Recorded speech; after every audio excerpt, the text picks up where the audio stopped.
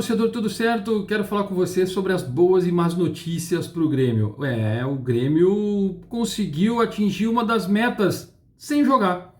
O clube está interessado em lateral que o Grêmio está de olho há algum tempo. E também vamos falar sobre a preparação do Grêmio e do São Paulo para esse jogo às 4 horas da tarde deste domingo na Arena do Grêmio. Então, antes de mais nada, dá o like aí, se inscreve no canal, ativa as notificações. Vem fazer parte, dá essa força para nós, para vocês continuarem tendo informação, notícias do Grêmio e análises todos os dias aqui no canal.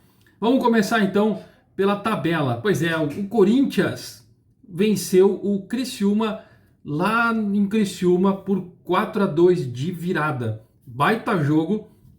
O Corinthians conseguiu atingir um dos seus objetivos e também ajudou o Grêmio. Para quem disse que o Corinthians não vai ajudar o Grêmio, tá lá. Venceu e uma das metas que o Grêmio precisava, uma secação, vamos dizer assim, como eu já coloquei no canal aqui anteriormente, era que o Criciúma precisava perder para o Corinthians e o próximo jogo é o Cruzeiro não vencer. E aí o Grêmio conseguiria, vencendo o São Paulo, já se livrar de vez de uma possibilidade de ir para a zona do rebaixamento. O fato é que isso não vai acontecer, a gente já sabe disso. Agora, com a tabela ajudando o Grêmio, porque o Botafogo, trazer para vocês, se tornou campeão da Libertadores da América. Eles atingiram a glória eterna, venceram a Libertadores em cima do Atlético Mineiro por 3-1, com um jogador a menos desde os 45 segundos do primeiro tempo. Incrível o que aconteceu lá em Buenos Aires, no estádio do River Plate, onde o Botafogo se tornou campeão. Com isso, o Campeonato Brasileiro e a posição em que o Flamengo se encontra em quinto lugar abriu G8. Então, são os clubes que estão 6 clubes na Libertadores, com o Botafogo sendo campeão. O Flamengo entraria já em quinto lugar, uma vaga direta, porque ele é campeão da Copa do Brasil.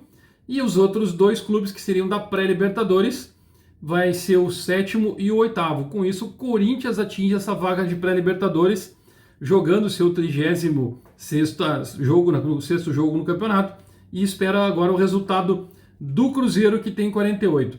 E aí, como aumentou duas vagas, né, a zona de classificação da Sul-Americana, ela também aumentou 2 vagas. Com isso, neste momento, o Juventude, que é o 13º, com 42 pontos e 36 jogos, eles também entram na zona de classificação da Sul-Americana, e o Grêmio, que é o 14º, também entra na zona de classificação para a Sul-Americana, com 41 pontos e 35 jogos, e vai fazer seus 3 próximos jogos, o 36º amanhã contra o São Paulo. E para o Grêmio, de vez, acabar com essa situação, o Cruzeiro não pode vencer o Bragantino amanhã.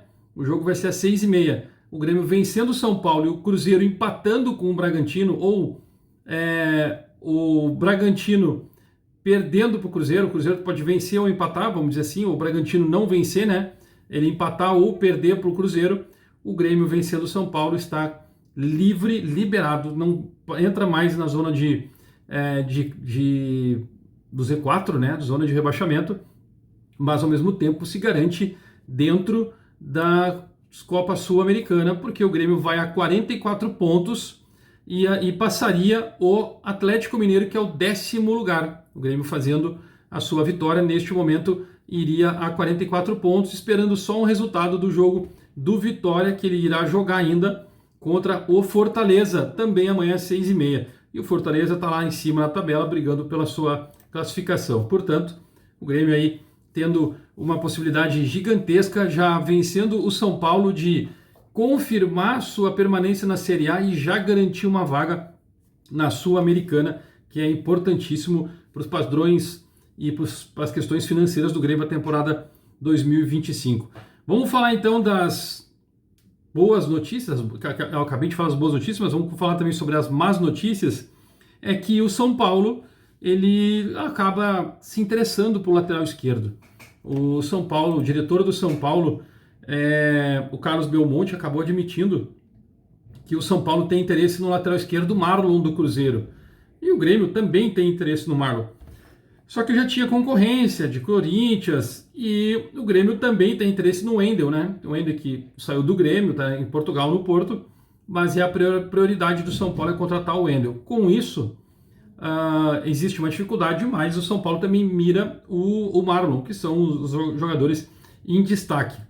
O detalhe é que o Marlon, para sair do Cruzeiro, o Cruzeiro quer uma compensação financeira e o São Paulo não tem essas condições. Mas ele tem uma negociação com o Wendel, está interessado, e isso pode facilitar em algum momento. Se o Grêmio não conseguir o Wendel, que é um interesse, a gente sabe que existe um interesse, o São Paulo não pode ser que também não consiga, né? Existe esse confronto aí, né? O Corinthians é um dos clubes interessados no Wendel e no Marlon. Tá todo mundo de olho no lateral esquerdo, que é uma posição carente no futebol brasileiro, né?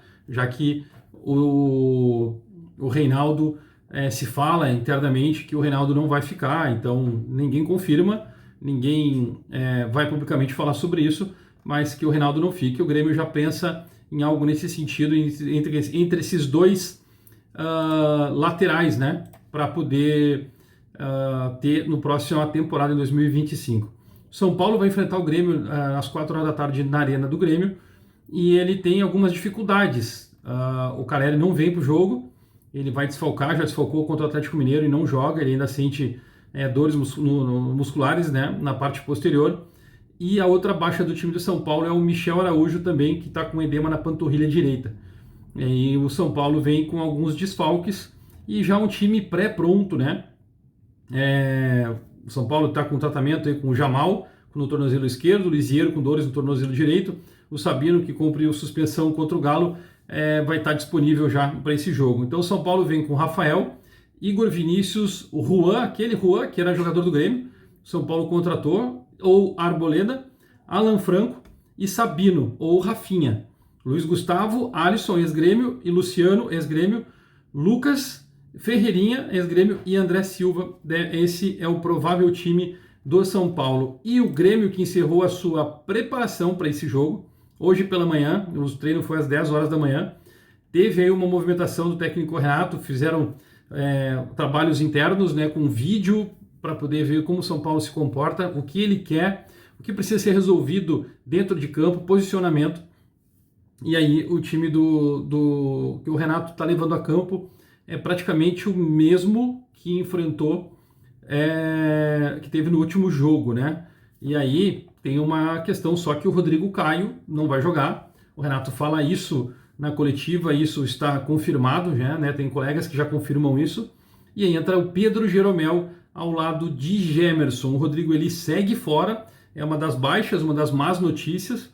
Ele ainda sente dores e o Grêmio tenta preparar ele para o jogo contra o Vitória, se não contra o Corinthians no último jogo da competição. E aí o time do Grêmio, o provável time do Grêmio seria Marquezinho, João Pedro, Pedro Jeromel, Gemerson e Reinaldo. Reinaldo aí também, ex de São Paulo. Dodi, Vila Sante, Franco Cristaldo, Aravena de um lado, Soteldo do outro e Martin Bright White no ataque. E aí esse é o time que deve ir a campo, sim. O Renato tenta repetir o mesmo time, não consegue, já que o sistema do Grêmio defensivo muda, mas deve fazer alguns encaixes e, claro, né, com a inteligência do Pedro Jeromel, a experiência dele pode ajudar na marcação o time do Grêmio para tentar conseguir essa vitória contra o São Paulo. O Jeromel, eu questiono em jogos decisivos, assim como o Renato também fala que não pode botar os guris para jogar em jogos decisivos, que pode correr certo risco deles cometerem algum erro e ficarem marcados com a torcida. Mas o fato é que o Pedro Jeromel também não está em grande forma aos 39 anos, ele vai sofrer um pouco com isso.